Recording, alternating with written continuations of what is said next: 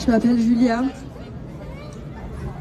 j'ai 38 ans, je suis maman de 2 enfants, je suis mariée, j'habite à côté d'Haguenau et je suis une victime des injections Covid et ça fait 3 ans passés que j'ai plus de vie. Suite à la 2e dose Pfizer, j'ai eu une péricardite post-vaccinale reconnue par le médecin. Je suis en procédure aujourd'hui au tribunal judiciaire de Paris pour faire reconnaître le lien de cause à effet entre ma péricardite et tous les autres symptômes que j'ai déclarés par la suite pour pouvoir avoir cette reconnaissance entre la péricardite et les injections de doses Pfizer. 21 juin, première dose, 9 juillet, 2e dose, et le soir même, je déclarais cette péricardite. Aujourd'hui, j'ai cette péricardite chronique qui ne part plus. J'ai un épanchement, de l'eau autour du cœur.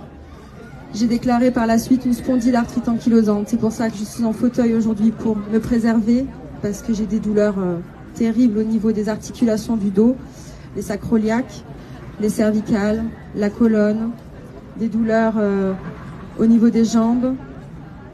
J'ai une encéphalomyélite myalgique, c'est le cerveau qui est touché, on a des hypométabolismes dans le cerveau.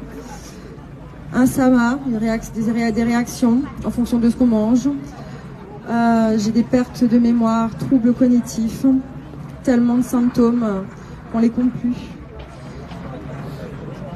J'ai eu la chance que mon médecin a fait cette déclaration à la pharmacovigilance par rapport à ma péricardite. Au jour d'aujourd'hui, j'ai relancé la pharmacovigilance pour tout ce qui est spondylarthrite, encéphalomyélite myalgique, SAMA, perte de mémoire, troubles cognitifs. Tout est attesté. J'ai vu je ne sais pas combien de médecins, hospitalisation. C'est de la souffrance, surtout quand on est en plus parent, qu'il faut s'occuper de ses enfants. Et on est tous confrontés à ça. Et en 2021, j'ai commencé à témoigner de cette situation sur les réseaux sociaux parce que je ne trouvais pas normal, je me sentais seule. Et au jour d'aujourd'hui, les associations sont là pour qu'on ne se sente plus seul, pour qu'on dénonce les choses, pour que toutes ces personnes qui souffrent dans le silence, qui sont malheureusement décédées, qui n'ont pas eu d'enterrement, qui sont partis dans les EHPAD, tous nos anciens qu'on n'a pas pu avoir un hommage pour toutes ces personnes-là. Aujourd'hui, on est là pour tout ça. Je veux dire, on a eu Sophia, une jeune qui s'est fait vacciner parce qu'elle était en études pour faire des études de périculture, vaccinée, et quelques jours après, elle en est décédée. Eva, 30 ans. On a Maxime Beltra, pareil, péricardite. Frédéric Liotal, on a eu le papa avant qui a témoigné. Voilà, infarctus. On a tellement de décès et c'est plus possible. On ne peut plus rester dans le silence. C'est important de témoigner. Alors, rejoignez les associations. Ne restez pas seuls. On sera là pour vous aider, au moins déjà moralement, parce que ça, c'est très important. Trop de gens souffrent et on peut plus laisser passer ça en 2024 si c'est pas possible. Du coup, par rapport à la procédure qui est en cours actuellement au tribunal judiciaire de Paris, pour l'instant, il n'y a que des mises en état entre les avocats de Pfizer et le mien.